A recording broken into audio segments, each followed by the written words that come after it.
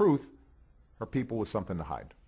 Welcome back to True News. I'm Rick Wiles. When it became evident in 2007 that dark, sinister forces were propelling an unknown Illinois politician to run for the presidency of the United States of America, True News began to investigate and expose the unexplainable, mysterious past of Barack Hussein Obama and his close association over many years with known domestic terrorists, dangerous extremists, radicals, and communists.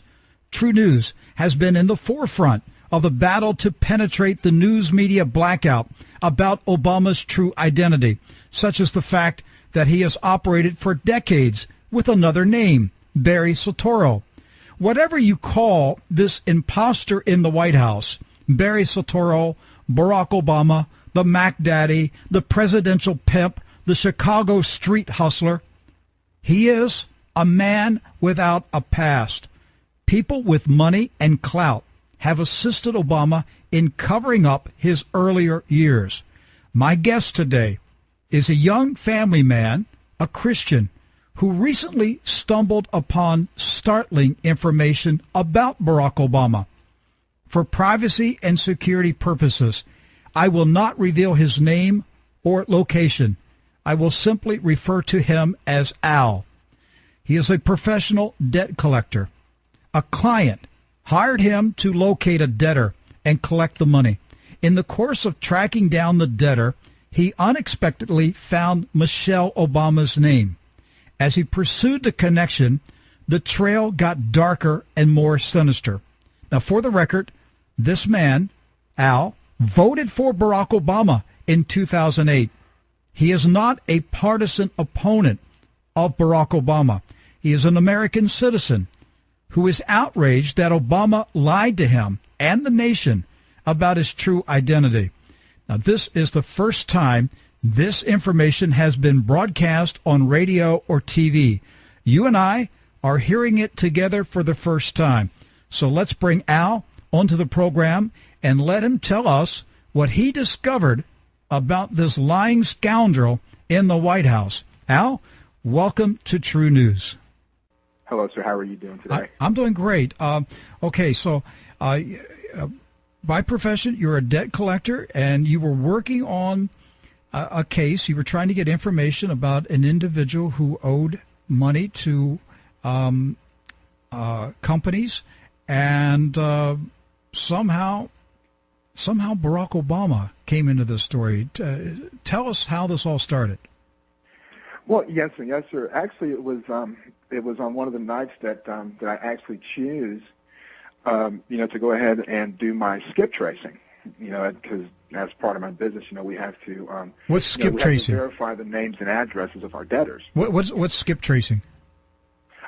Skip tracing is a means by which we actually ascertain the location, names, addresses, verify Social Security numbers, verify previous addresses, verify friends, relatives, of the individuals that that we're actually skip tracing, for the debt.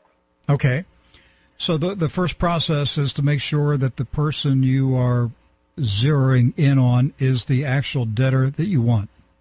Yes, sir. Absolutely. Okay, so you were working on another case involving another individual, and did this individual live in Washington or Chicago? What's the connection? Chicago. Chicago. Okay. Yes, sir. All right, go ahead and pick up the story. Sure. And so what I was doing was, obviously, when I couldn't find a relative, new phone number or current phone number, for the individual, then you start backtracing, and so you start, through the software, you start hitting the database that has information for their addresses, their phone numbers, their relatives, the associates of the same address, so forth and so on, and then all of their information, is compiled and then it's pulled. We call it, pulling the data. Mm-hmm. And so when I was pulling this data off of Everett Avenue, there in Chicago, lo and behold, Michelle Obama's name pops up. And in the middle of the night, when you're doing these things, you just really don't have time, because you kind of don't want to lose track. So I just kept on going. And now, did Michelle Obama's name come up as a neighbor of this debtor? Yes, sir. Okay. Yes, sir. Yes, sir. Back in the 90s, back in the 1990s. All right. And so anyway, so as I was finished, I clicked back, just out of curiosity, I clicked on her name, and then obviously Barack Obama pulled up, and then his alias pulled up as well, that was attached to his Social Security number. What do you mean his alias? Yes, sir. When individuals apply for anything, or sign a form, sign an application, whenever pretty much they use a name, it's associated with that address and that Social Security number. Mm-hmm. And apparently at one time, as of 2009, actually as of November 2009, the alias Bonnell Harrison J, or Harrison J. Bonnell, was actually used with Barack Obama's Social Security number and his address of 5046 South Greenwood Avenue, Chicago, Illinois, 60615. Harrison J. Burnell? Bonnell, B-O-U-N-E-L. B-O-N? B-O-U-N-E-L. Harrison J. Bonnell. Uh-huh. Or the alias Harrison J. Bonnell. I've never heard this. I thought you were going to say Barry Soetoro. No, sir. No, sir. Actually, I looked up Barry Soetoro, and I couldn't find it. It doesn't exist anymore. Okay, and what's the street address again? 5046 South Greenwood Avenue, Chicago, Illinois, 60615. And actually, at the time, I didn't even know what his home address was. So all this to me was like, hitting me, just like a brick wall. I didn't even know. This is new to me. I have never heard the name Harrison J. Bonnell. Yes, sir. Yes, sir. That was the irony. That was the first anomaly that I discovered, because it's sharing Barack Obama's Social Security number and his home address and the home phone number as well. Okay, so the Harrison J. Bonnell, it's not just that Harrison J. Bonnell is connected to the address where Michelle and Barack Obama live. You could say, okay, somewhere out there is a Harrison J. Bonnell who lived there at some time and got his mail at 5046 South Greenwood Avenue, Chicago. But you're saying that the name Harrison J. Bonnell shares the same Social Security number as Barack Hussein Obama? Yes, sir, the exact one. But because what I did was, in order to double-check these things, I have a way that I can backtrack it. And so when I took the Social Security number by itself and entered it into, my search screen, it reverted back and it pulled up Barack H. Obama, Harrison J. Bonnell, or Bonnell Harrison J. at the same time. It gave me two results for the same social. Okay, so what happened then? Well, I'm sitting there and I'm looking at it. I said, well, from my own experience, when you have multiple names with one Social Security number, I look at it, and well, I mean, that's the way that we're taught really, is to look at it as a case of either stolen identity, okay, or someone using his social, or he let somebody use that social. Okay, that's what I was looking at. It's actually, I look at it from the standpoint of proving proving the anomaly, not taking it for granted that it existed. I had to prove it. Okay. And so when I clicked on Bonnell Harrison J's relatives, Michelle Obama pulled up. Oh, boy. Her name pulled up as a relative of Bonnell Harrison J. And it showed up with her social, her spouse's, her cell phone numbers, and the address, 5046 South Greenwood, as of October 2010. So when that happens, that tells me one thing, okay, that whoever this Bonnell Harrison J person is, or Harrison J Bonnell, when they associated themselves with Michelle Obama and the 5046 South Greenwood Avenue address. So I clicked on the home address. I clicked on the 5046 South Greenwood. And when I pulled up that information, it showed me two separate owners of the house, not the Obamas. Okay, so the house that Obama's living in, or was living in, 5046 South Greenwood, it's not owned by the Obamas. Who owns the house? A judge by the name of Jane L. Stewart. She's a circuit court judge in Chicago, and she is also an Obama contributor. And a Mr. Harvey Weinberg, who is a partner in the firm that handles Obama's taxes. How about that? His tax lawyer. Yes. His accountant, actually. His tax accountant owns the house. Yes, sir. Yes, sir. As per my national property search. And it is with the accounting firm of Weinberg, Solomon, Howell, and Shane. Weinberg, Solomon? Weinberg, Solomon, Howell, and Shane. And what was the circuit court judge's name? Jane L. Stewart.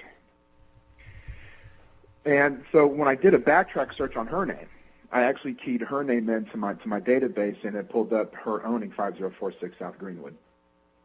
And does she spell Stewart, S-T-E-W-A-R-T, or U-A-R-T? No, sir. It's S-T-U-A-R-T. Oh, okay. And she shows up at the same house? Yes, sir, on a different search. Okay. On a separate search that I did on her name. All right. What else did you find? Well, the house itself has had, let me get to my record real quick. I have to pull this up, and excuse me for that. The house itself has had 6 different PIN numbers associated with the property itself. What do you mean PIN numbers? What do you mean? It's a property identification number, and it's a number that is assigned to a piece of property. And as per the Cook County Recorder of Deeds, it's a number that never changes. However, the house itself has had 6 property identification numbers associated, within the past maybe 6 years. Okay, you're saying as far as Cook County, to say clerk of court or register, that the PIN, the property identification number, never changes even though the owners change? Absolutely correct, sir. Yes, sir. But in this case, it changed 6 times? Yes, sir. It's changed 6 times from 2011-025-000 to the 37 number, which is not registered with Cook County, yet it's registered with the Treasurer's and Assessor's Office. Well, you would need somebody who's corrupt inside Cook County government to do something like that, wouldn't you? Yes, sir. Yes, sir. That's probably hard to find, a corrupt Cook County government official. Well, the irony is, it was verified to me by Cook County, and the woman that I was speaking with told me that everything kind of trickles down from the Cook County Recorder of Deeds, because you have to record your deed first before you can even do any assessments on it. Because you can't do an assessment on a property that doesn't have a deed or a title to it. Did the property actually change ownership? When? You said that there were 6 different PIN numbers in what did you say, 6 or 7 years? Yes, sir, in 6 or 7 years, and the answer to that is no. So the PIN numbers changed, but the owners didn't. Absolutely no. Is that what you're saying? Absolutely. Well, then that's a deliberate attempt to cover up and confuse any investigators. Yes, sir. What it is called? It's called a multi-layered real estate finance transaction.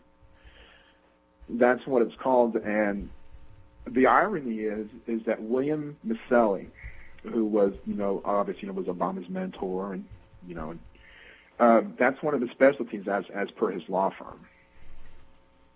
Well, why would they do that? What would they be trying to hide? What they're trying to do, remember now, what happened was they created a trust. Okay, well, really the trust already exists. It's the Northern Trust Company, trust number 10209. Okay, and in 2005, let me get to that point where this happened. In 2005, a loan was acquired from Fannie Mae and Freddie Mac for $1.32 million. Okay, And it was acquired by the Northern Trust Company for the Northern Trust Company, trust number 10209, for property PIN number 2011115-034, because PIN number 20115-026, when they, in April of 2005, they did a release for $0 to PIN number 034. And this was done by the previous owner, Frederick Wandesberg, and he did it to create PIN number 034. And this PIN number lasted for 8 months, okay, from April of 2005 to December of 2005. It lasted for only 8 months. During this period of time is when the crime actually took place, okay, because the Frederick Wandesberg sold the house to Northern Trust Company, trust number 10209.